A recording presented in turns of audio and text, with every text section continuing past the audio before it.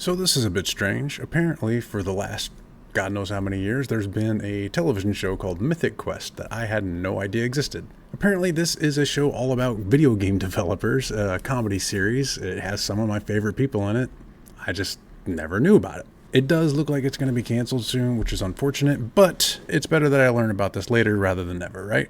So let's go ahead and jump into the first episode. Hopefully it is accurate. Hopefully they are not overly cruel to video game developers in their portrayal of them, because let's face it, in popular media, when gamers are portrayed, it's usually not in the best light, and I imagine game developers, they usually get about the same treatment.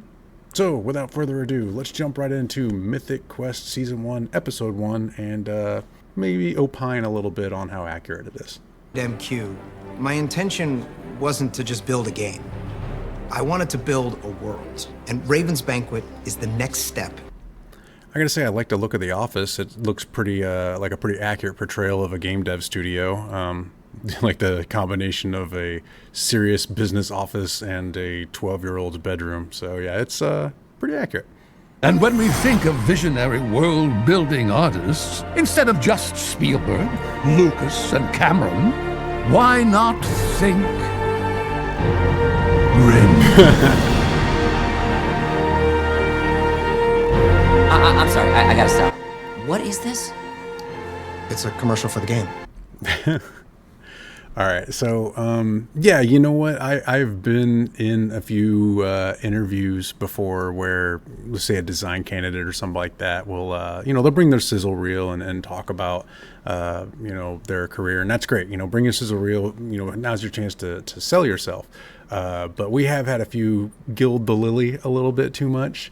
There was one in particular I remember came in and said that he was instrumental to the design of this very popular AAA game. And people got to remember, this is not a huge industry. Yeah, there's a decent amount of people in it, but when you go country by country, it's actually a pretty small community. So I was able to say, hey, I actually know the producer on that game, so I gave him a call, be like, hey, what do you think of this guy? He's like, I've never heard of him. And yeah, it turns out he had actually never worked there. So obviously don't lie. But if you do feel the need to embellish a little bit, be smart about it. Don't embellish, but if you're gonna do it, make sure that it's not too much. Make sure that you're not lying and saying that you worked on games that you didn't. So it is a tight-knit community. People do talk, and if you piss someone off too much, you will get sort of put on the sort of industry blacklist. Now, it's not a literal blacklist. It's not like a written name or anything like that, but being such a small industry community, people talk, and there is sort of people in this industry that are considered kind of radioactive by certain groups, and I'm kind of one of those people. To my own detriment and also my own fault. Like I 100% deserve to be on that list, and that's a story for another day. Cool. No, it is cool though, because it provides an entirely new game mechanic. Digging. The players can now literally change the landscape of the game. Pop, no one's gonna buy that. So slight problem with this. They say that there are a few days from releasing this thing, and they're kind of just now learning about this. Now, I know there has to be a conceit, like this is a television show. They have to sort of, drum up things in different ways. They have to portray things differently in order to make the narrative actually make sense. So I get it, it's the ticking clock. But this would never happen. No one would ever just introduce a mechanic into the game with days left to go. Even sometimes when there's months, a year left to go, it's a bad idea. So I would, if I were in this meeting as a QA person or like a QA lead or something, and I saw them put this in, I would be like, really cool idea. I really love where you're going with this. We're probably not going to do that. Because I guarantee you give me something like that, I'm going to break the game in like 1,000 different ways with it. So like say the shovel, it seems pretty simple, right? Like it wouldn't be that big of a deal to let players dig holes in the ground. It could be a huge deal. So what happens if you dig the area out from under a tree? A tree's not a dynamic object. It's not going to fall. Does it just destroy itself? Does it just blink out of existence? Does it still just float there? What if you dig a really massive hole under a critical quest giver? Do they find their way out? What if they're supposed to be following you on a mission? Are they stuck in the hole and they can't follow and you've basically soft crashed the mission?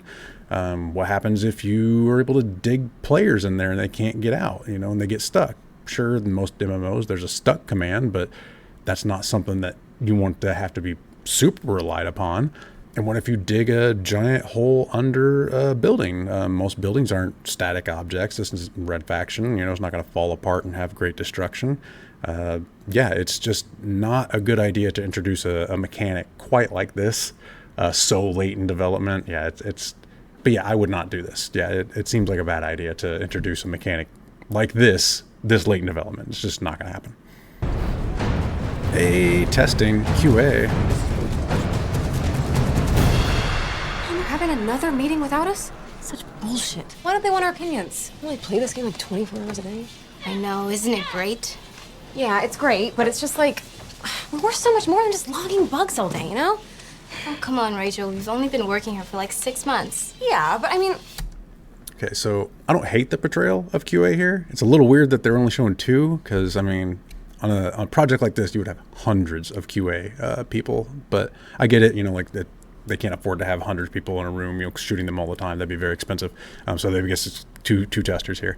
And it's kind of weird. The setup is a little weird. They look more like they're in an audio testing space, with the lined walls and everything like that. Usually it's going to be cubicles or just flat tables that everybody's been, given a computer and try to make space.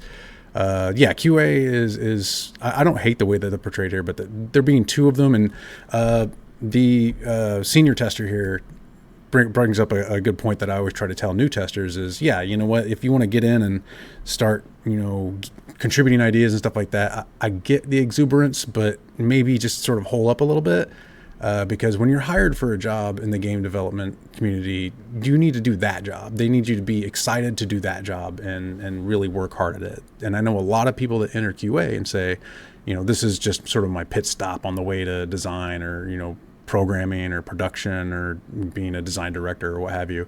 That's great. I'm glad you have, aspirations to do something else, but remember, you're here to be a tester, to do QA.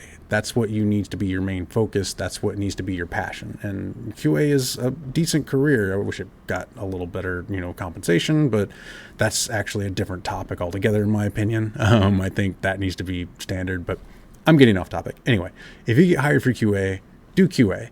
If you get hired for production, do production. Just make sure you're doing the job that you were hired for and that you show that you are, without a doubt, dependable. That's really the big thing here, is whenever your supervisors feel like they can depend on you to do what needs to be done. And We should probably get back to work because, they track our eyeballs. Oh, sure. Yeah, that's a good idea. I don't know about eyeball tracking. That'd be kind of weird. But I have worked at a few places that do key logging of company computers. If you're typing on them, they'll key log everything you do. So I won't say which company that was, but it was a big one. Probably the biggest one I've ever worked for. And they weren't too trustful of their QA people. So anyway. Quick thing, I'm worried about the time. Yeah, David, I'm moving as fast as I can. It's not my fault that these watermelons don't explode like real heads. I can get you real heads. Not human. That's commitment. Joe, please don't get him heads, human or otherwise. What are you even doing out there? I'm assisting Ian. You're my assistant. Assist me. David, what's Unbelievable. going on? What is happening? Well, my assistant is emasculating me in front of the entire team. That's what's happening. No, I mean, you know what? Ian, Hey, puppy! what are you doing? Good news. I have turned the shovel into a weapon. So now it's a dual purpose. This is something that people are going to buy. Check this out. It's not quite right, but I'm close. I'm not sure if it's like if it should be maybe it's an uppercut motion? So obviously they're in the mocap studio here, trying to do animation capture for this, I suppose. But even adding something as simple as what seems like just a simple shovel into the game as a weapon, you got to realize it's going to be a ton of work. So just stepping through it. So you've got your modeling. You've got someone who's actually got to make the model for the shovel. Actually add polygons and stuff. You've got someone who's got to texture it. They've got to do the artwork for the texture and make sure it wrap around properly and everything like that. You've got to have a designer balance it, make sure it does the damage that you want, not overpowered, not underpowered, that kind of thing. You're going to have to have animation work, a lot of animation work, especially if it's a combo weapon that has multiple combos. You might get away with using another two-handed weapon. So like if it's one of the similar size and shape and what have you, you might be able to just use the same animations for that. But usually you want to customize the animation a little bit. But you've also got VFX. A VFX artist has to, if a little plume of dust comes off whenever the shovel hits, or sparks or what have you, you've got to include VFX in that. What about sound effects? You've got to include the audio department because it's got to make a unique sound when it hits, a head, especially if a shovel makes kind of a unique sound. It might need to change a little bit if they're armored. It might need to change the sound if it hits wood. It might need to change the sound if it hits steel. Adding something as simple as what seems to be, a simple shovel weapon can be an insane amount of work. Just on the surface, it looks simple, but there's a lot to it. Yeah, no, I don't want the shovel to kill people. I just want it to dig. Dig? Do you have any idea what the TTP on an item like this is going to be? Yeah, it's gonna be like... TTP, guys, is time to penis. It's the time it takes for a player to use a new item to make a penis. Yes, I know what TTP is. You know what? That's absolutely 100% correct. I've never heard TTP. I've never heard it actually be a term. I've never heard it be an actual term before. But I will say that anytime that your game allows for user-generated content, someone is going to make a dick. It's just it's just a rule of game development. They're going to make a dick, maybe a few other unsavory shapes, but yeah, they're gonna make a wiener. It's just the nature of user-generated content. I remember one time whenever I was testing Company of Heroes, I thought there's no user-generated content in this game. Like, it's just Company of Heroes. It's a real-time strategy game set in World War II. And I remember I was testing that, and the launch day came. I was like, I'm going to start playing, before people get so much better than me, because they will. And then lo and behold, I pushed into a enemy's base, and the fog of war lifted because I got close, and there waiting for me, built out of sandbags, was just a giant wiener. And yeah, it's just a giant sandbag wiener. Yeah. So yeah, and that's whenever I learned that lesson of what they call TTP. 100%. That absolutely. They're not gonna make dicks, Ian. You give the public a shovel, they dig dicks. You give them a pen, they draw dicks. You give them some clay. Definitely gonna sculpt dicks. Faux show. Ian, would you please tell my assistant to get into the booth? Oh, I don't tell women what to do. I allow them to make their own choices. Thank you. Here? Because we have ideas too. I may. No, you may not. Carol, my apologies. Sure. They get a little unwieldy, so you have to be able to I wrangle have an them. idea. I'm sorry, Carol, why are the testers here? Because we have ideas too. Great ideas, actually. Well, Dana has all the good ideas. No, to be honest. no, I don't. No. Oh, great. The brand new employees have ideas on how to improve our billion-dollar enterprise. Oh, Joe, make sure you get all this down. Lay them on us. See, he wants to hear. Testers overstep their bounds. You're good. I do have an idea. That I'm gonna guess they had some kind of consultation or some kind of person to advise on set, because wow, that stung. That felt really, really real. Yeah, testers overstep their bounds, I imagine, has been typed in many a notes for production. Look, I'm gonna try and be fair as I can here. There's usually a lot of younger, very enthusiastic people in QA that think that, hey, I have great ideas, like I'm here to save the industry. I'm gonna rise to the top, and I'm going to be a great developer, that's going to go down in history. Like, I was kind of that way when I first started, and I think a lot of people are. Yeah, and I noticed the senior tester here is like, nope. I don't want to say anything. I'm just happy to be here. I get that too, because they've probably been around long enough to know that QA tends to get the boot. If they become too much of an issue, if they become a thorn in the side at all, they are.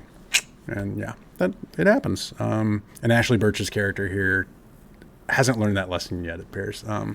Is it fair? I don't know. Like, every situation is different. There's some studios that have hundreds of testers, so they can't have all of them come in and share their ideas all the time. And a company that size, it's really hard to really tell what all moving parts and how they're moving together. You kind of need that person at the top to say, all right, well, that won't work because design is working on this and art is going to work on this, so your idea won't work. And they don't have time to field every single idea like that. So preposterous. I will not sit here and take notes from this jumped-up popinjay. I am the head writer. You're like 80, man. Hey, have some respect, Tester. The man won a Nebula Award. Hold on, what does age matter? It was 1973. I mean, you met him at a state fair when he was selling rotisserie chickens. Also award-winning. The man's a dual threat. Guys, if we could just for 1 second... Carol, I'm sorry. This guy sleeps in the office. Only when he drinks too much, Carol. Which is every day. I'm pretty sure he lives here. That's not true, is it? Carol, to understand my present, you must also understand. You know, they joke, but substance abuse in the game industry, pretty bad. I've met more than one person that I've seen turn into an alcoholic, and more than one person I've seen have really bad cocaine problems. But yeah, anyway, moving on. Okay, you're right. You're right. Poppy, you're right. You're right. Look, in that somewhat flawed metaphor, you are both the painter and the brush. I'm just the guy who stands behind you and tells you what to paint. But you're the one that actually makes it happen. I wish I could do that, but I can't. I need you. And that makes me so frustrated, but I do it anyway because it's what makes the game better, and that's all that matters. You know, I know they're probably getting ready to follow this up with a really silly joke, but yeah, I actually kind of like that speech, that message of, yeah, game development is super hard, and there are some people who manage to make games by themselves, but those people are different. They're just built different, okay? But the majority of game developers, we need to rely on each other because it is a team sport. Like, it is something that you have to do with one another, and you have to realize best idea wins. Check your ego at the door, even though it doesn't look like that happens too often here. And it doesn't happen a lot in the game industry, but yeah, we all need to realize we're all on the same team. We all have different sets of skills, and we can't do it alone. So I actually really liked this message. And really, that's episode 1 in the bag. So I enjoyed it. I actually thought it was pretty accurate. You know, they treated each discipline fairly accurately. I'm going to guess that they've got some kind of on-set, you know, consultation, or they you know, had some kind of advisor during the writing of it or something, because yeah, it was pretty accurate. I really enjoyed it. So yeah, if you guys enjoyed this, please let me know. If not, then don't tell me, and I just won't do it again. But yeah, hopefully you guys enjoyed it. Hopefully you learned something. This was Mythic Quest Season 1, Episode 1, and if you want to hear more, let me know. Thanks a lot. Here's where YouTube tells me where I'm supposed to instruct you to like and subscribe and all that, but you're smart, you're intelligent. If you want to do those things, you can find them on your own. You don't need me to do that, right? Right? That means you did it already without me saying anything. See, I knew you were a genius. I'll see you in the next one.